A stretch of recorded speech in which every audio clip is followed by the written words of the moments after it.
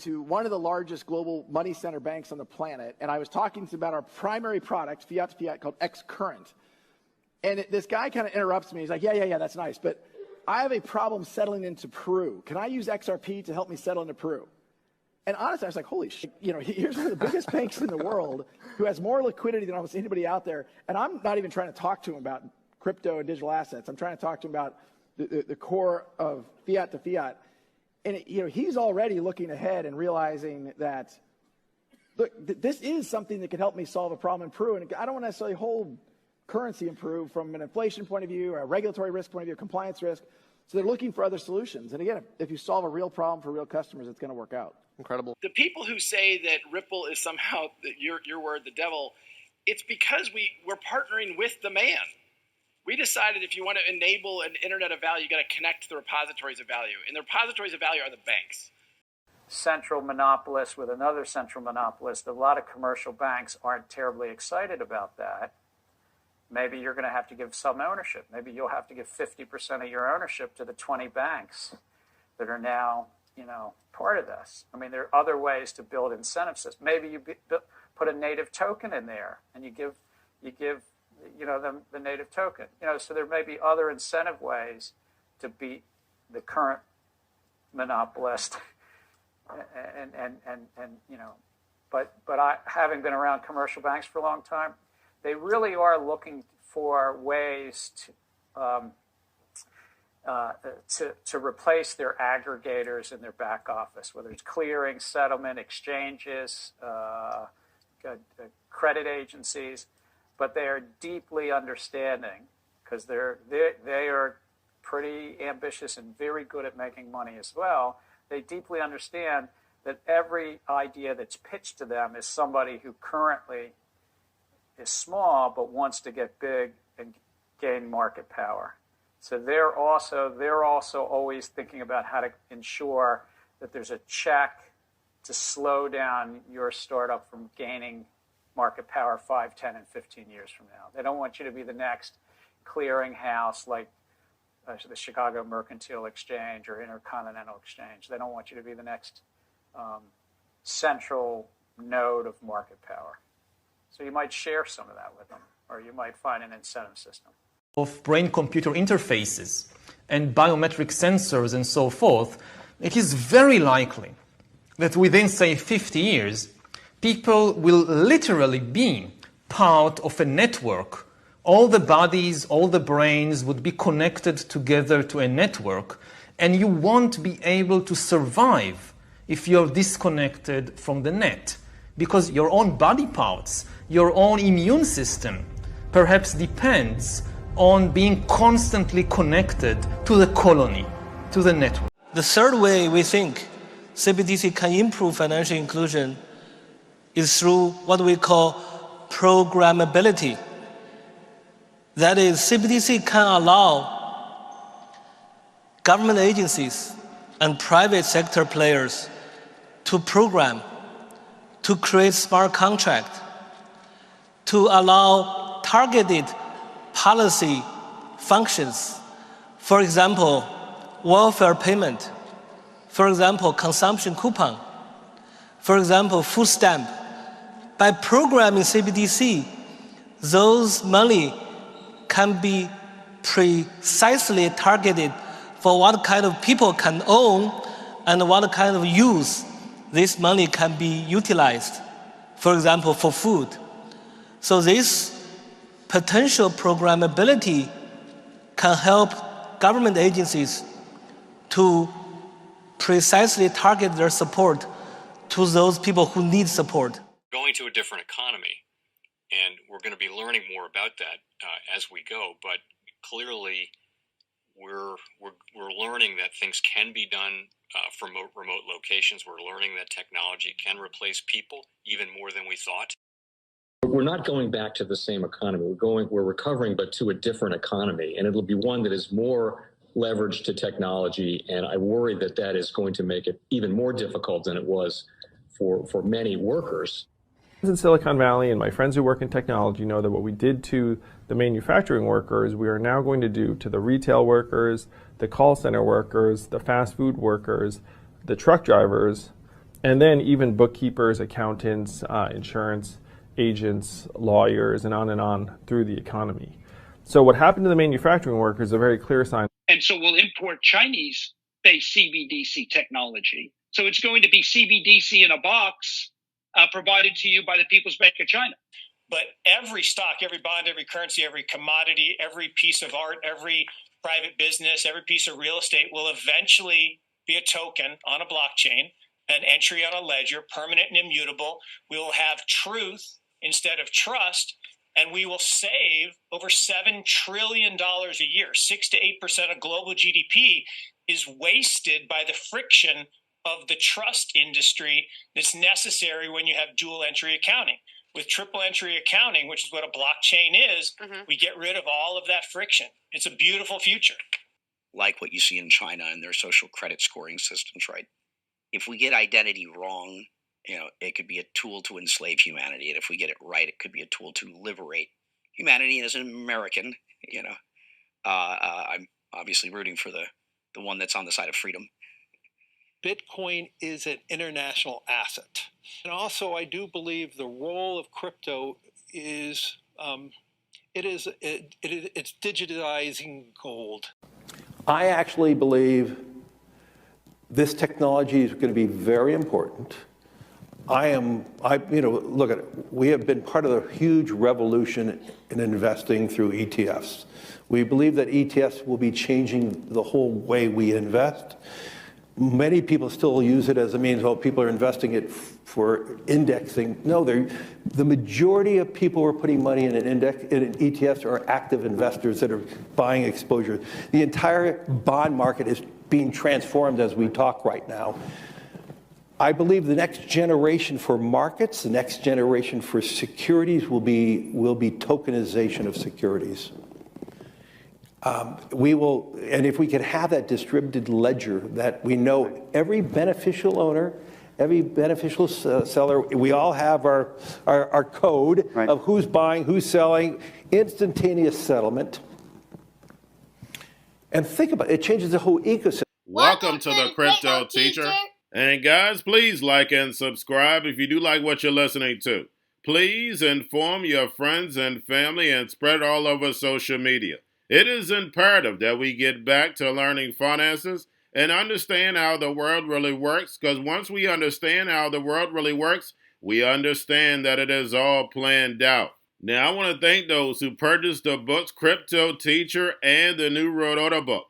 Remember, the New World Order book shows you how the world really works, and it is definitely time for you to wake up out of that sleep, especially in the times that we're in right now.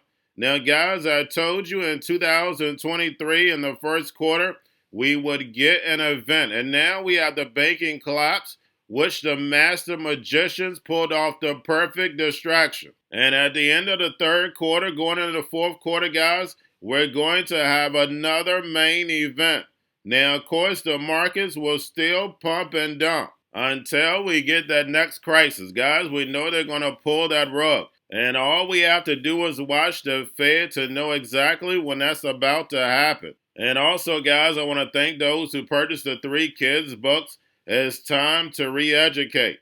Also, much love to those who donate to the Cash App, Patreon. Much love. Keep it coming. Guys, if you're not a part of the Patreon, make sure you're donating to the channel through the actual Cash App. We all know this channel is shadow banned. Now, guys, in my Patreon, I keep you up to date with the New World Order events, and then also I give you the New World Order cryptos.